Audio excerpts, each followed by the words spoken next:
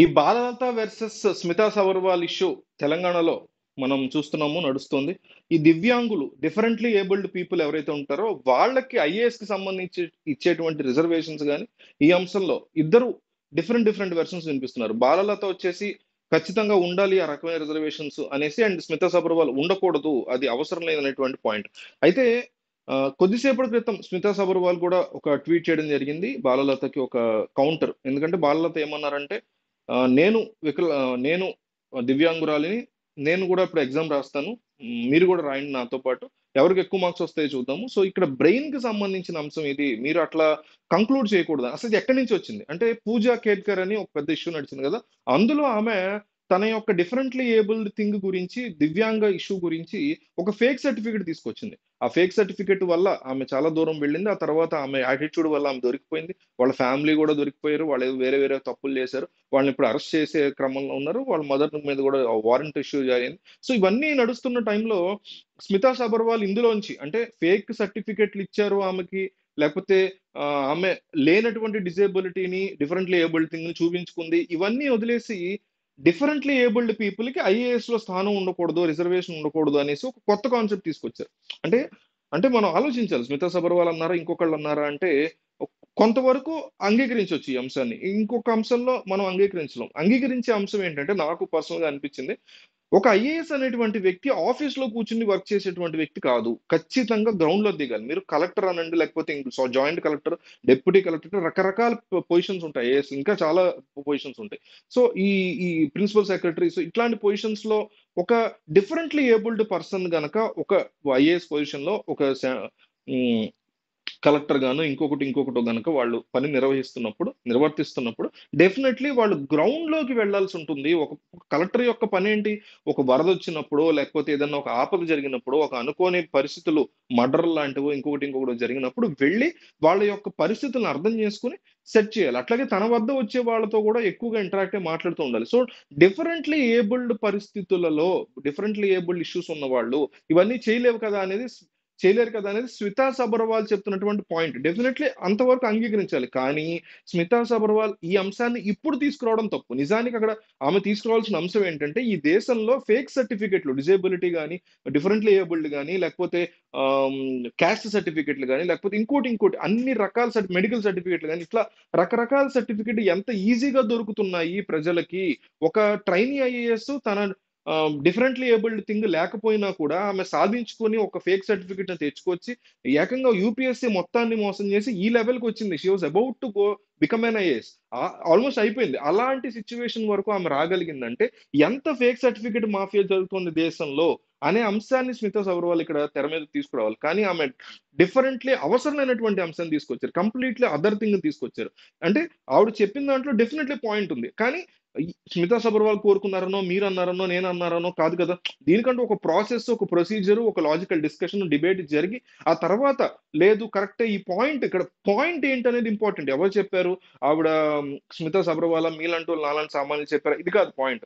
అక్కడ అసలు పాయింట్ ని తీసుకొచ్చిన సందర్భం కరెక్ట్ కాదు. ఆమె వేరే సందర్భంలోనో, లేకపోతే ఎవరన్నా ఒక IAS officer, differently abled person ఎక్కడన్నా సరిగ్గా పెర్ఫామ్ చేయలేని సిచ్యువేషన్స్ ఉంటే వాటిని ఎగ్జాంపుల్ గా తీసుకొచ్చి ఈ టైమింగ్ లో కాకుండా వేరే టైమింగ్ లో ఒక 1 year ముందో, లేకపోతే ఒక 6 months తర్వాత తీసుకొచ్చి డెఫినెట్లీ స్మితా సబర్వాల్ కి సరైనటువంటి సపోర్ట్ కూడా వచ్చి ఉండేది కావచ్చు. కానీ ఆమె తీసుకురావాల్సిన అంశం ఏంటంటే, దేశంలో జరుగుతున్న ఫేక్ సర్టిఫికెట్ మాఫియా కేవలం ఒక ట్రైనీ ఐఏఎస్ కి ఇవ్వడానికి అంత ఈజీ అయిపోయిందంటే, తెర వెనక ఎన్ని రకాల ఫేక్ సర్టిఫికెట్ మాఫియాలు జరుగుతున్నాయి. డిగ్రీ అనండి, ఇంటర్మీడియట్ అనండి, మెడికల్ సర్టిఫికేట్స్ అండి, క్యాస్ట్ సర్టిఫికేట్ అనండి, ఆధార్స్ కూడా ఎన్నో రకాల ఫేక్ ఆధారాలు దొరుకుతున్నాయి ఈ మధ్యకాలంలో ఎప్పటి నుంచి కూడా. సో వీటి మీద గళమెత్తాల్సిన బాధ్యత ఉన్న ఒక ఐఏఎస్ రాంగ్ టైమింగ్ లో ఇది ఎత్తుకున్నారని నాకు అనిపించింది. ఇంకో పక్క బాలలతకి కొద్దిసేపటి క్రితమే స్మితా సభలో ఒక ఛాలెంజ్ ఇచ్చారు. ఇందాక చెప్పే కదా, మన ఇద్దరం రాద్దాం ఎగ్జామ్ అని. నేను డెఫినెట్లీ రాస్తాను, నాకైతే ఏజ్ బార్ అయిపోయింది, మీకు కూడా ఏజ్ బార్ అయిపోయింది, సో మరి మనల్ని అయితే అలౌ చేయరు, కానీ నేను రాయడానికి అయితే సిద్ధంగా ఉన్నాం అని ఆవిడ సమాధానం చెప్పారు. దాంతో పాటు ఇంకో క్వశ్చన్ ఏమి అడిగారంటే, నిజంగా మీరు డిఫరెంట్లీ ఏబుల్డ్ కేటగిరీలో ఒక పొజిషన్ ని తెచ్చుకోవాలనుకున్నప్పుడు, లేదా తెచ్చుకున్నప్పుడు, మీరు ఆ పొజిషన్ ని ఫీల్డ్ వర్క్ కి వెళ్ళి, అంటే ఫీల్డ్ గ్రౌండ్ కి వెళ్ళి ప్రజలతో మమేకం అవ్వడానికి ఉపయోగించుకుంటారా?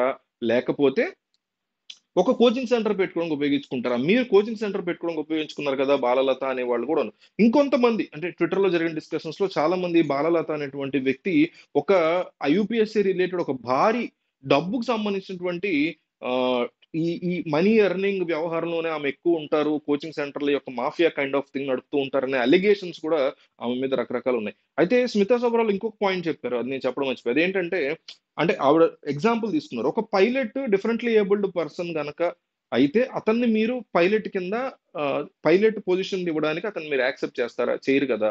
అనేసి అంటే ఒక పైలట్ ఒక డిఫరెంట్‌లీ ఏబుల్డ్ అయితే అతన్ని మనం అలౌ చేయలేం గదా! అసలు. మనమే గదా! అసలు వ్యవస్థే అలౌ చేయదు గదా! అట్లాంటిది ఒక పైలట్‌కే మీరంత ఇంపార్టెన్స్ ఇస్తున్నప్పుడు అతను ఫుల్లీ ఫిట్‌గా ఉండాలని. అట్లాంటి ఒక ఐఏఎస్ జనంలోకి వెళ్లి ఇట్లా చేయడాన్ని మీరు ఎందుకు ఇవ్వరని సార్ నాకు ఏమనిపించిందంటే పార్షియల్‌గా ట్రూ అయినా కూడా ఒక ఐఏఎస్ కంపల్సరీ వాళ్ళే వెళ్ళాలని ఉండదు. వాళ్ళ కింద ఎంతో పెద్ద అడ్మినిస్ట్రేషన్ ఉంటది. వాళ్ళు గూడా చేసుకునేటువంటి అవకాశం ఉంటది. కానీ పైలట్ దగ్గరికొచ్చేసరికి అది కాదు. ఆ వ్యక్తి he has to be there.